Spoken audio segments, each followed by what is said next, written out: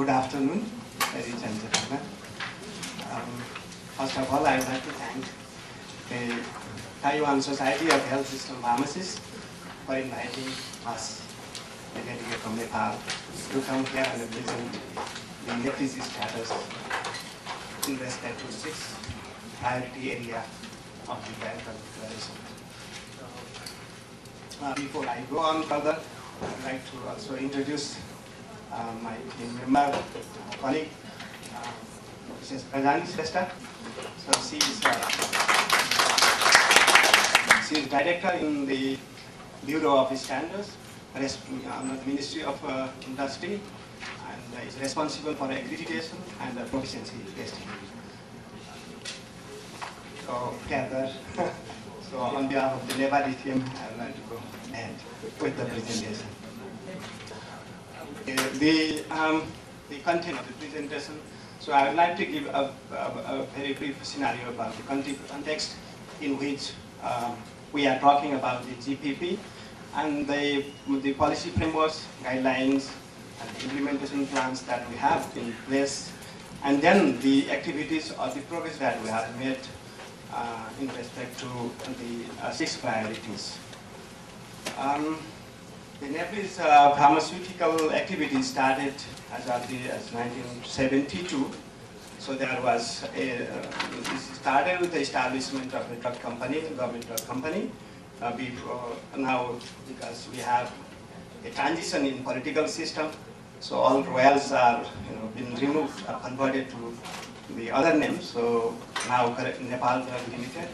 So the company is still surviving, and then on the same year, few pharmacists, they organized together the Nepal Pharmaceutical Association.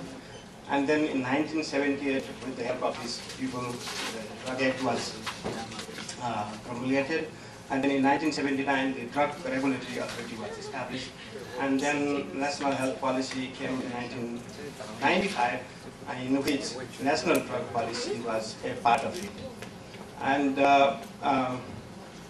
in 1996, so the Nepal Pharmaceutical Association is a sort of an umbrella organization, and then later on the graduate pharmacists, when they were few in number, so they started another association, and in the year 2000, the Nepal Pharmacy Council Act.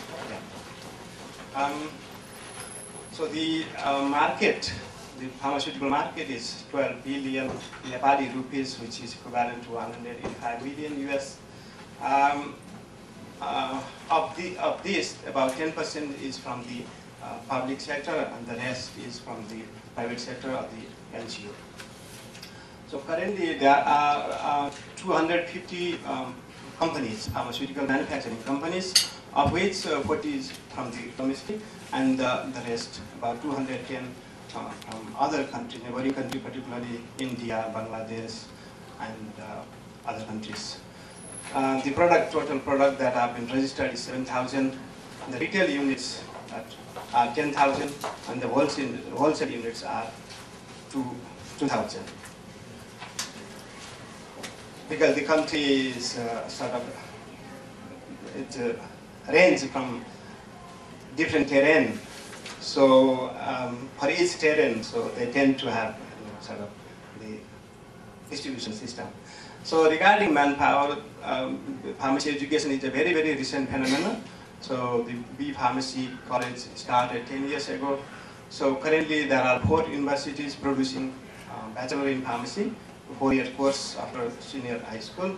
And then also 2 of them are also giving master's education. One in the pharmaceutical care, master's in pharmaceutical care. The other one is pharmaceutical technology, because there are a lot of industries coming. So they have a very good prospect. So, and then since last couple of years, there is a Council of Technical Education and Vocational Training. So under this umbrella of this organization, there are 21 diploma pharmacy colleges catering pharmacy assistant course for about 800 people per year. So before we lacked the manpower, now the pace of production is increasing quite satisfactorily. So altogether we have 500 pharmacists. So So the number is low currently, but then it's going to increase very fast because it's going to increase almost 200 by 200 or so every year. And then the pharmacy assistants are 200, and from the next year on, so it will be 1,000 already because 800 are coming this year. And then there is another category of the people who have predominant role in the community pharmacy. They are in Nepali, they are called Vyavasai. That means trained and recognized medicine traders, who are about 16,000. So these are the people you find in the community. So they are responsible for the wholesale, they are responsible for the retail sale, and in many hospitals. So even though the license may be in name of pharmacy or pharmacy assistant, but then these are the people who will be looking after the actual pharmacy practice. So these are the policy framework. So I have a couple of copies here also, but then yeah, it's in English. We started producing both in English and Nepali because the English also is fairly now in the capital, and in the private sector English is very common. And this is the also in Nepali and English. This is the Pharmacy Council, Nepal Pharmacy Council Act, under which we register pharmacists and pharmacy assistant, and also we look after the pharmacy education. So the council is primarily responsible for the pharmacy manpower production, and also their registration, and also for the code of conduct or the ethics of the pharmacy manpower. So as said before, so these are the framework, basic framework.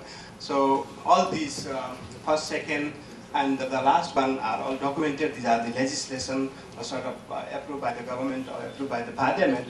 The one, the directives from the Ministry of Health and Population is not sort of a legislation, or it's not sort of a government in the higher level, but then it is a directive of the Ministry of Health with respect to the hospital pharmacy practice.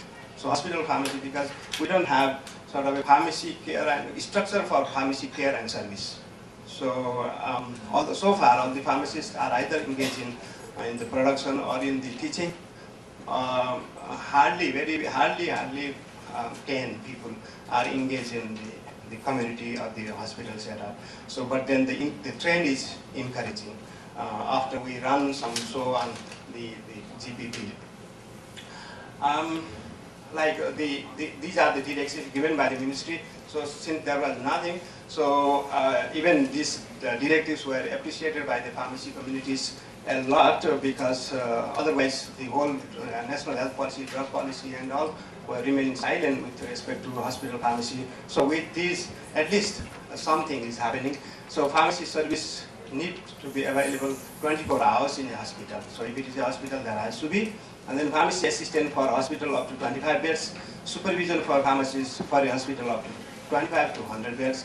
Pharmacists operated a pharmacy for hospitals with greater than 100 beds within the concept and scope of the Drug and Therapeutic Committee, because to increase the acceptance of the other team member of the healthcare, so it has taken a forum of the Drug and Therapeutic Committee. So the first of all, every hospital has to have this Drug and Therapeutic Committee, and the pharmacists who look after the pharmacy there will be the member secretary. So that way, the pharmacy and the pharmacist and the pharmacy activities get integrated into the institution. Next, please. Further, it's a minor thing, but then it's a part of the document, so I prefer to put it here. So temperature and the relative humidity of room used for maintaining stock and cell distribution has to be within the prescribed range, so which is most of the time is given in the